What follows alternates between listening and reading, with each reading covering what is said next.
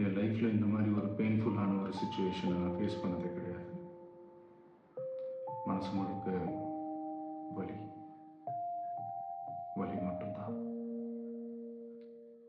இந்த சுற்றுப்பயணத்தில் என்ன மக்கள் பார்க்க வராங்க. அதுக்கு ஒரே ஒரு காரணம் தான், அவங்க என் மேலே வச்சிருக்கிற அன்பும் பாசம். அந்த அன்புக்கும் பாசத்துக்கும் நான் எப்பவும் கடமைப்பட்டிருக்கேன்.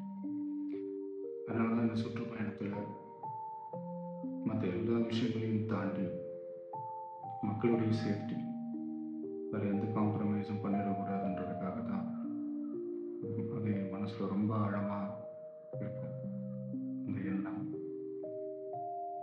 அதனால தான் இந்த அரசியல் காரணங்கள் எல்லாத்தையும் தவிர்த்துட்டு ஒதுக்கி வச்சுட்டு மக்களோட சேஃப்டி மட்டும் மைண்டில் வச்சுக்கிட்டு அதுக்கான இடங்களை சூஸ் பண்ணுறது, அதுக்கான இடங்களை பார்த்து பெர்மிஷன் கேட்குறது, போலீஸ் டிபார்ட்மெண்ட்டில் அதை ரிக்வெஸ்ட் பண்ணி கேட்போம்.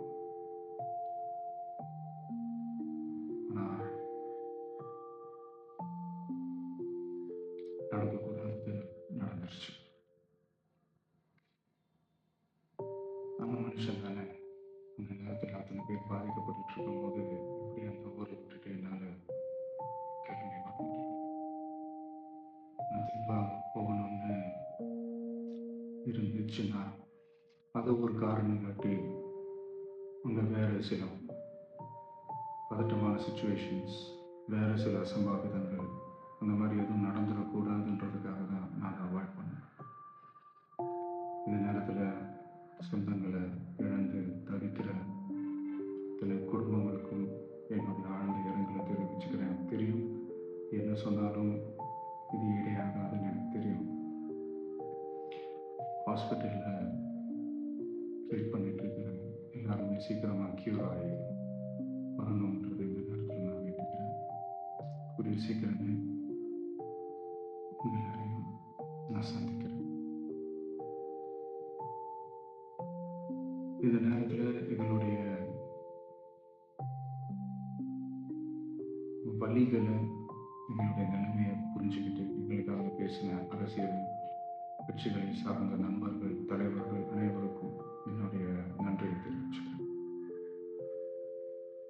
கிட்டத்தட்ட ஒரு 5 மாவட்டத்துக்கு பிரச்சாரத்துக்கு போனோம்.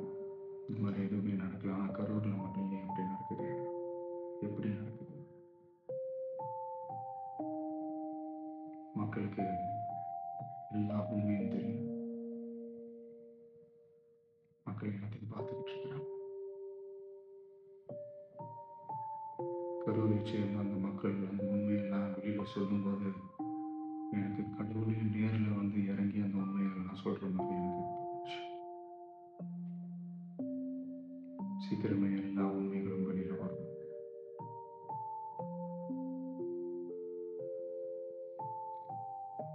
எங்களுக்கு தரப்பட்ட இடத்துல நாங்கள் போய் அந்த ஸ்பாட்டில் நின்று நாங்கள் பேசிட்டு வந்தோம். தாண்டி எந்த தவறும் எங்கள் சைடில் நாங்கள் எதுவும் செய்யலை. பட் இருந்தாலும் எங்கள் கட்சியை சேர்ந்த நிர்வாகிகள், தோழர்கள் மேலே எஃப்ஐஆர், அது மட்டும் இல்லை சோஷியல் மீடியாவை சேர்ந்த நண்பர்கள், தோழர்கள் அவங்க மேலே எஃப்ஐஆர்லாம் போட்டு பிடிச்சிட்டு இருக்கிறாங்க.